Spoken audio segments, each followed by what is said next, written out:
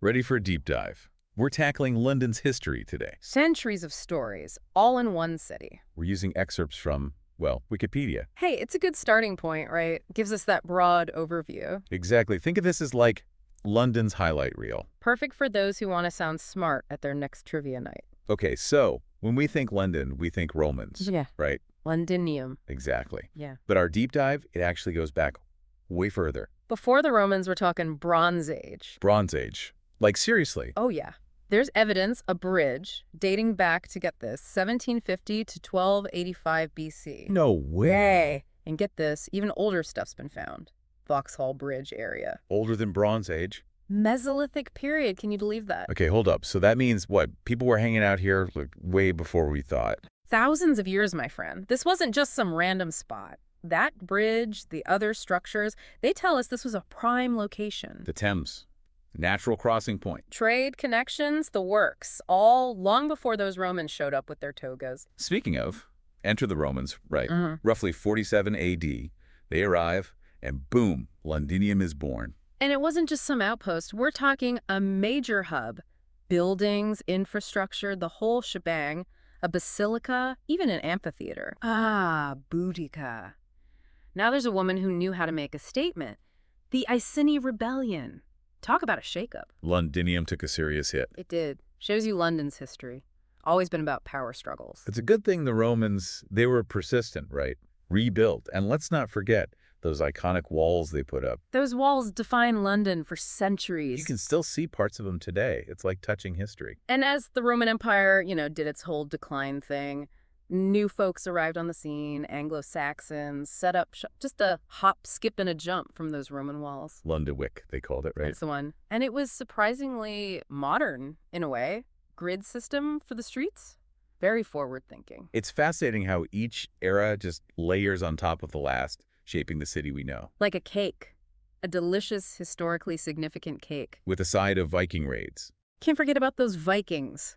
They loved a good raid. And London was the ultimate prize. The Thames, full of Viking longships. Talk about a sight. More than just plunder, though. This was about control. Who was going to dominate this strategically vital city? And that's where our buddy King Alfred comes in. Pushes back against those Vikings. Helps rebuild London. A true London hero. His reign was pivotal. Laid the groundwork for a more unified England. And guess what? What's that? London. It's at the heart of it all. But the story doesn't end there. Enter, stage left, the Normans. Oh yeah, those guys. Big year 1066. Can't forget it. Exactly, the Norman conquest. It's a turning point for England and London, right in the thick of it. William the Conqueror. The Battle of Hastings. Talk about a power move. He knew what he wanted, and that included London. Westminster Abbey. That's where he goes to make it official. The coronation. And just like that, London's under Norman rule. And Westminster, it starts to gain some serious royal clout. From Anglo-Saxons to Normans, it's like watching the pieces of the London puzzle come together. Except the puzzle keeps changing. True that. Okay, but we're not done with the big changes, right? Medieval London. Now's when that famous bridge gets built, yeah. The one and only London Bridge. 1209. Mark your calendars. It wasn't just a bridge, though. It was the bridge. Exactly, a symbol of London's power. The city's growing, thriving, and that bridge, it saw it all. Good times, bad times. Mostly bad at first. Because, hello, Black Death. Yeah, can't talk about medieval London without mentioning the plague. Devastating, doesn't even begin to cover it. Half of London, gone. Just gone. Imagine trying to rebuild after that. Yeah. But they did, they always do. Resilient bunch, Londoners.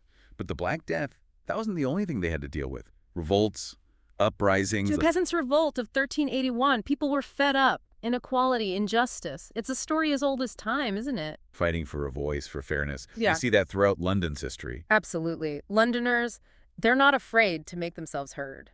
And speaking of making a statement, let's jump ahead a bit. The Tudors. Ah, the Tudors. Now things are getting really interesting. We're talking royalty, drama, and some guy named Shakespeare. Exactly. This is when London's cultural scene explodes. The Globe Theatre, playwrights, poets, the printing press spreading new ideas like wildfire. Coffee houses buzzing with intellectuals. It was a time of incredible creative ferment. But let's not forget about good old Henry VIII. He wasn't exactly known for his low-key lifestyle. That's an understatement. His quest for a male heir, talk about family drama. And then there's the whole breaking from the Catholic Church thing, Yeah, that caused a bit of a stir. to put it mildly. And London's right there in the middle of it. Monasteries closed down, land changing hands. The ripple effects, you can still see them in the city today. Absolutely. But it's not all about Henry and his 6 wives. London keeps growing beyond its walls. Expanding like crazy. Exactly. The Elizabethan era. A golden age for exploration and global trade. Ships are pouring into London, bringing goods from all corners of the world. Silk, spices. And let's not forget about the people. Right, London's always been a magnet for immigrants. But as we've seen, that's not always a smooth process. True. Take the Dutch community in London. Essential to the booming textile industry, but they face prejudice, discrimination. It's a pattern we see again and again. Newcomers contributing to London's success, but also facing pushback. It's a reminder that progress isn't always a straight line. Speaking of which, let's talk about a really rough patch, even for London. The Great Plague of 1665. Samuel Pepys, he wrote about it in his diary. A first-hand account of the terror, the despair, streets deserted, mass graves. It's hard to fathom. And then, just when you think it can't get any worse, London gets hit with another blow. The Great Fire. 1666, the year London burned. It was devastating, no doubt. But you know what they say? Out of the ashes. A chance for a fresh start. Exactly. And who better to lead the charge than Christopher Wren? The architectural genius himself. St. Paul's Cathedral, that iconic dome, it's like a phoenix rising from the flames. Talk about a symbol of London's resilience. And it wasn't just St. Paul's. Wren had big plans for the whole city, wider streets, fireproof buildings. He wanted to transform London. And he did in many ways. The fire also led to a social shift. The aristocracy, they started moving west. The birth of the West End. Exactly. Meanwhile, London keeps attracting people from all over. The Huguenots, French Protestants, they found refuge in London. Brought their skills, their culture, adding another layer to this ever-evolving city. And by the 18th century, London's well on its way to becoming a global superpower. But as always, there are growing pains along the way. London, always growing, always changing. It's like trying to hit a moving target. That's a good way to put it. And the 18th century, it's a whole new ballgame. Yeah. 1707, England and Scotland, they decide to make it official. The Act of Union. The Act of Union. Great Britain is born. And where's the heart of this new kingdom? You guessed it. London. Center stage as always. And to top it off, this is when they finally finish St. Paul's Cathedral. Talk about a statement piece. Queen Anne's reign, London's flexing its architectural muscles. Showing the world who's boss. New districts popping up. Mayfair, all the rage. But even with all this fancy stuff. There's always another side to the story. Right, because more people means more problems, right? Crime in the big city, that's nothing new. Nope. But they were trying to find solutions. The Bow Street Runners, that was a big deal. The original crime fighters? Henry Fielding, he was the mastermind behind it. Trying to keep order in a city that was growing faster than a weed. And while they're chasing down bad guys, the Bank of England sets up shop. 1694, a big year for London's financial scene. Stability, economic power, it all starts falling into place. But like you said, growing pains. The Gordon riots, that must shaken things up a bit. Definitely. London's always had that undercurrent of, tensions bubbling beneath the surface. Progress and pushback, it's a constant dance. Yeah. But hold on to your hats, because the 19th century, London's about to go turbocharged. The Industrial Revolution, it changed everything. Imagine London at the start of the century, 1 million people. That's a lot of people, right? By the end, over 6 million. Whoa. Talk about a population explosion. The city must have been bursting at the seams. They had to figure it out. And thankfully, they had a secret weapon. What's that? Trains. The railways were revolutionary. People could move further, faster. Goods, too. London's economy goes through the roof. Suburbs start popping up, people commuting to work. It's all starting to sound familiar, right? The birth of the modern city. But of course, there's always a catch. It wasn't all sunshine and roses. Let's not forget about those Dickensian slums. The underbelly of this booming city. Rich and poor, the gap was enormous. Poverty, disease. It's a side of London we often forget about. And then there's that, shall we say, fragrant episode. Ah, yes. The Great Stink of 1858, not London's finest moment.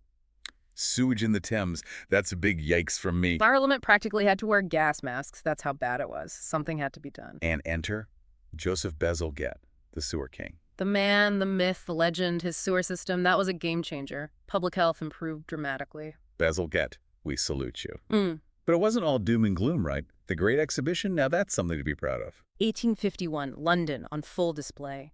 Crystal Palace, showcasing innovation, industry, millions of visitors, all marveling at what London had achieved. London's a global player. But with that comes challenges. Immigration, for one. People from all over the empire flocking to London. It brought diversity, but also tensions. The city had to adapt. They create the County of London, try to bring some order to the chaos. A city constantly reinventing itself just to keep up with itself. And then the 20th century rolls around and things get really intense. Through world wars.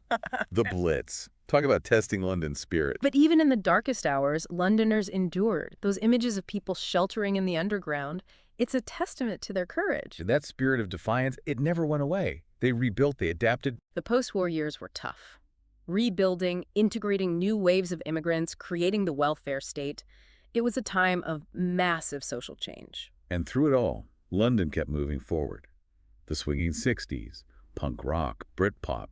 The city was a cultural magnet. Always pushing boundaries, challenging norms. And let's not forget about the political side of things.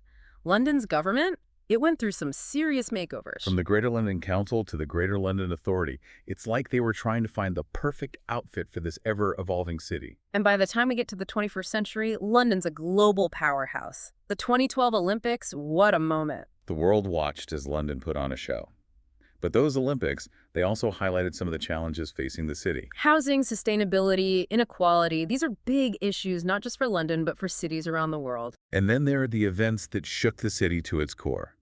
The 7/7 bombings, the 2011 riots. Painful reminders of the complexities of urban life in the 21st century. And of course, we can't forget about Brexit. That threw a wrench in the works, didn't it? It did.